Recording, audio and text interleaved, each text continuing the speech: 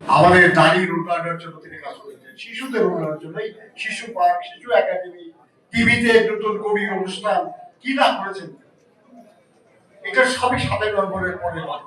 এই ৭ই নভেম্বরের পরিবর্তন এই নতুন কিছু সৃষ্টি সুযোগ করে দিয়েছিল। আজকে সেই সুযোগ সেটা নানাভাবে বিঘ্নিত করা হয়েছে।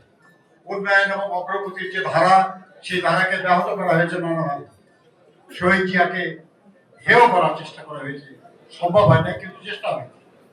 বন্ধুরা, কিছুদিনের মধ্যেই নির্বাচনের একটা অবস্থা আসছে। আমাদের ভাবতে হবে, যদি আমরা বিশ্বাস করি যে শহীদ জিয়া এবং বিএনপি নতুন কিছু দেয়, নতুন এবং যুগান্তকারী দীর্ঘস্থায়ী উন্নয়নের জন্য কাজ করে, তাহলে আগামী দিনে বিএনপির পক্ষ থেকে যাদেরকে মনোনীত করা হবে তাদের বিজয়ী করার জন্য সবাই মিলে কাজ করতে হবে।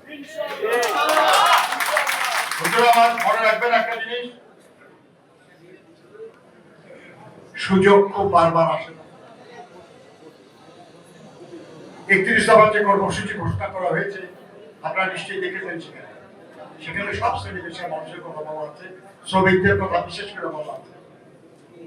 আমরা যদি এই পরিবর্তনে আমাদের পক্ষে নিয়ে আসতে পারি, তাহলে আমাদের আকাঙ্ক্ষা অনেক কিছু পূরণ হবে।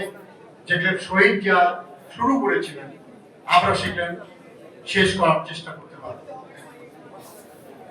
আমি বিশ্বাস করি যে আপনারা এখানে যারা উপস্থিত আছেন, কারণ সবাই মিলে চেষ্টা করবেন, শুধু ঢাকায় না, আপনি এখানে না, আপনার যে যার যেখানে বাড়ি, যার যেখানে যোগাযোগ আছে, সব জায়গায় চেষ্টা করবেন যাতে করে আগামী নির্বাচনে ধানের শেষের প্রার্থীরা বিজয়ী। আমি